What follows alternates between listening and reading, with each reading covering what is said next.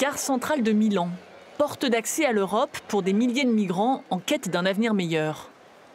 C'est le cas de Boubacar, venu de Guinée il y a 2 ans. Le jeune homme dit avoir perdu ses parents dans de violentes manifestations.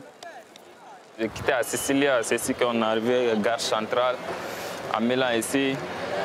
Moi avec ma femme, elle était enceinte en ce moment. Ils ont aussitôt été pris en charge dans un centre d'accueil. Mais tous n'ont pas cette chance. La plupart restent à la rue, livrés à eux-mêmes. Il y a des gens qui fument drogue ici, qui revendent. Il y a des filles encore qui se revendent ici, tu vois. Moi, je ne peux pas vivre ici, je ne peux pas rester ici. Avec le décret anti-migrants du ministre de l'Intérieur Matteo Salvini, les contrôles de police ont été renforcés. La demande d'asile politique de Boubacar a été rejetée. À tout moment, il risque l'expulsion. Gift, elle, a fui le Nigeria il y a plus de 3 ans. Elle partage cet appartement mis à disposition par la grande association catholique Caritas. Voici mon lit, ici il n'y a personne et là c'est le lit de ma fille. Comme 120 000 autres migrants, elle détient un permis humanitaire. La jeune femme de 23 ans a ainsi pu suivre une formation dans la restauration. Un parcours désormais impossible, le permis humanitaire a été supprimé, remplacé par des titres de séjour plus courts. C'est devenu très compliqué parce que pour les gens comme nous, on ne sait pas où aller ni par où commencer, donc c'est très difficile. Avec la nouvelle loi, les petites structures d'accueil s'inquiètent aussi pour leur avenir. Les 146 000 demandeurs d'asile d'Italie seront bientôt regroupés dans des centres plus grands. Les allocations y sont déjà réduites de 35 à 18 € par jour et par personne.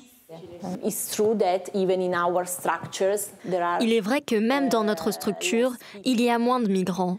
Mais je suis sûre que notre association Caritas fera de son mieux et trouvera de nouveaux moyens de les aider. À Milan, 5 000 demandeurs d'asile sont logés et accompagnés dans ces centres. Un réseau menacé selon l'opposition. Pour la mairie de centre-gauche, le décret Salvini pousse des milliers de personnes dans la clandestinité. Plus de contrôle, moins de dépenses et priorité aux Italiens. La majorité d'extrême droite dit vouloir en finir avec le laxisme du passé. On a payé les associations caritatives, les coopératives, les associations jusqu'à 5 milliards d'euros pour gérer un système qui a permis à 700 000 migrants de rester en Italie. Mais au-delà de la volonté de Salvini, de celle du maire de Milan, de Matteo Renzi, eh bien 700 000 migrants sont venus en Italie où ils ne se sont jamais intégrés. Un discours décomplexé qui fait mouche. Avec plus de 30% des intentions de vote, le vice-premier ministre est donné grand gagnant des européennes.